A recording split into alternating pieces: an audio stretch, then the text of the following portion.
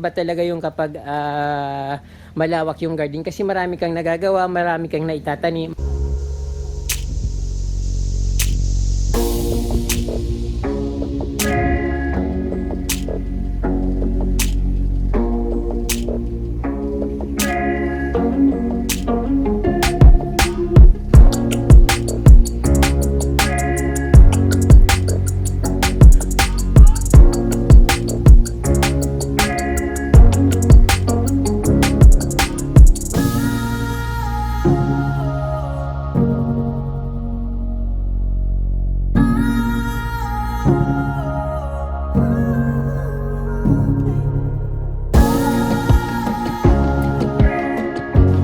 Magandang araw sa inyo mga ka-From-Day. Binalikan ko po yung isa sa pinakamagandang garden dito sa probinsya ng Camarines or dito sa Hanawan, Ocampo.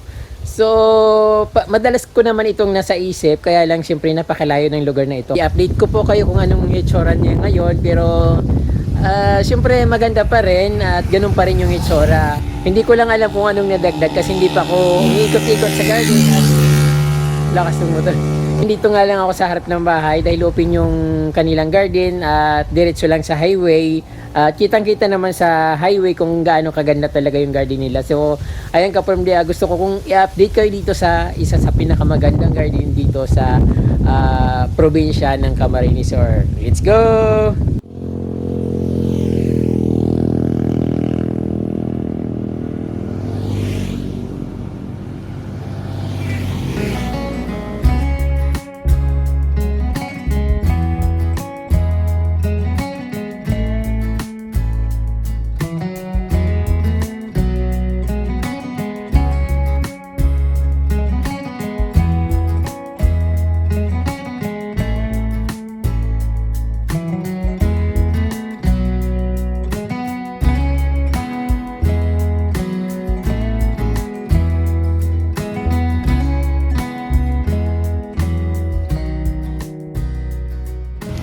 Napakaganda ng kanilang mga pandamos, matataba. Nung unang punta ko dito, wala pa ito at ang nakikita dito ito lang yung wood na may yung may mga bromeliads.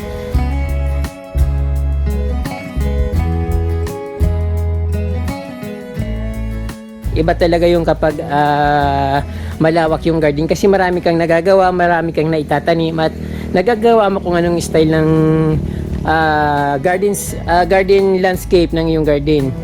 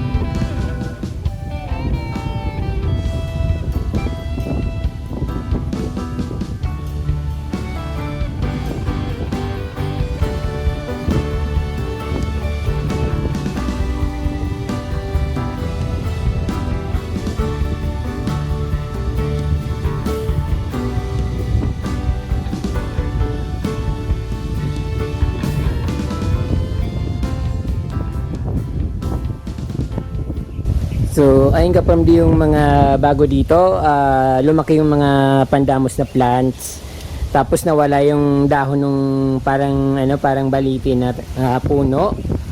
Ay, yung pinakita ko sa inyo na walang dahon. Parang natuyo siya kasi siguro tinanggal nila yung mga dahon para muling tumubo, pero parang hindi na yata tutubo yun.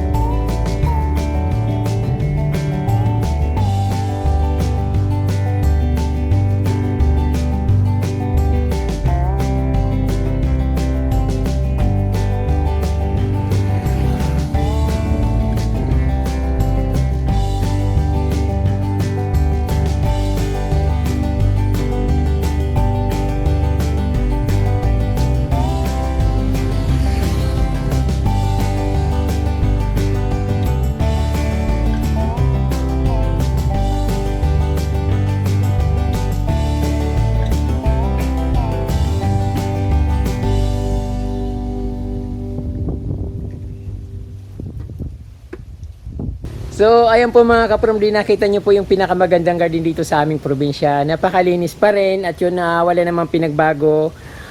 Napansin ko yung isang mayabong na puno na wala ng mga dahon at siguro pinutol nila para lumago ulit, pero parang napansin ko na natutuyo na yung mga mga tangkay, yung mga sanga niya, parang wala nang pag-asang lumago. So hindi ko lang alam kasi parang gano'n naman talaga yung puno na yon, na pag pinutol mo talagang kala mo tuyo na, pero bigla na lang lumalabas yung mga branches niya, pero napansin ko parang tuyo na.